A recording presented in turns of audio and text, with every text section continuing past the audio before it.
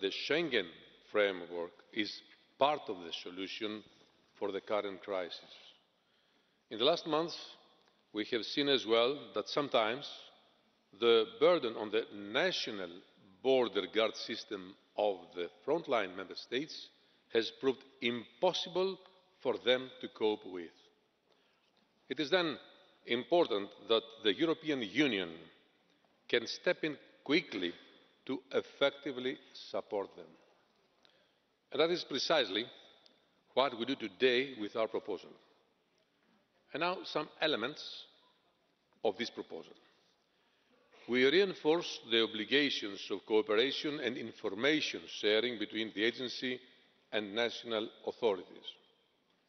We set up a monitoring and risk analysis centre which will go hand in hand with the reliable and up-to-date risk analysis, including on relevant internal security threats.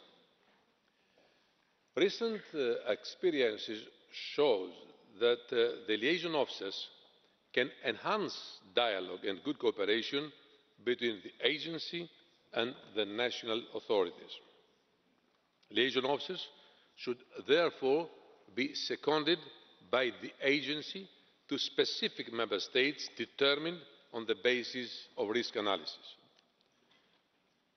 By also assessing the resources and equipment of the Member States, as well as their contingency planning, the agency will determine whether they are well prepared to meet potential challenges and to identify existing weaknesses. The agency will be empowered to require Member States to take corrective measures. The decisions of the agency will be binding for the Member States. The most important element of the new agency is that it goes beyond what Frontex was able to do, but that we don't replace Member States' responsibilities and definitely not their sovereignty.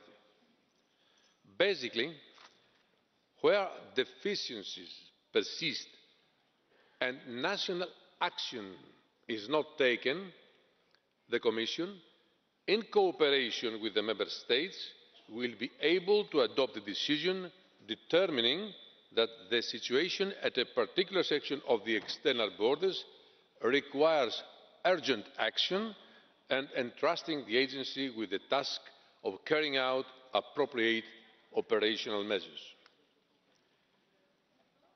The Executive Director will then have to submit an operational plan and will have to draw it up with the Member States within 2 working days. The Member State will have to facilitate the execution of the measures set out in the operational plan agreed with the Executive Director. Let me here to emphasise the strong preventive part of the regulation and the much stronger support it will provide to all Member States with external borders. The ultimate objective is that through stronger preventive actions we can precisely avoid emergency situations where such interventions would be necessary. The management of the European borders will become a European responsibility in the true sense. For this, we also foresee the adequate resources. Currently, contributions of assets and experts to Frontex are provided on a voluntary basis. For example, in the case of Greece, Frontex asked Member States to supply 743 guest officers, but only 447 have been provided so far.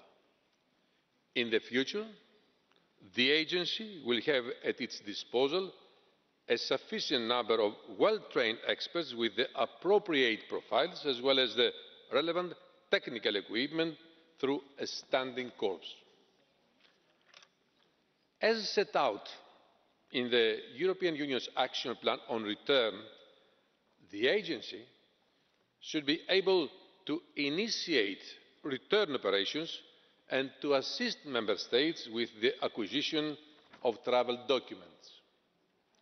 For these purposes, a dedicated return office will be created within the structure of the agency. It will play a key role in return intervention. Honourable members of the Parliament, I have European return intervention teams composed of escorts and return specialists will be able to be deployed to Member States subject to particular pressure on their return system. In urgent situations, rapid European return intervention teams could be deployed either upon the request of a Member State or on the agency's own initiative.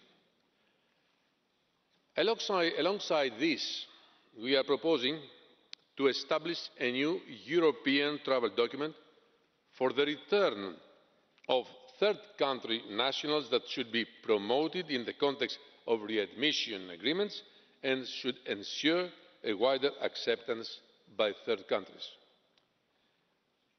Since we create a stronger agency, it is equally important to have an adequate complaint mechanism in case a person considers its fundamental rights having been violated in the course of operational engagements by the agency.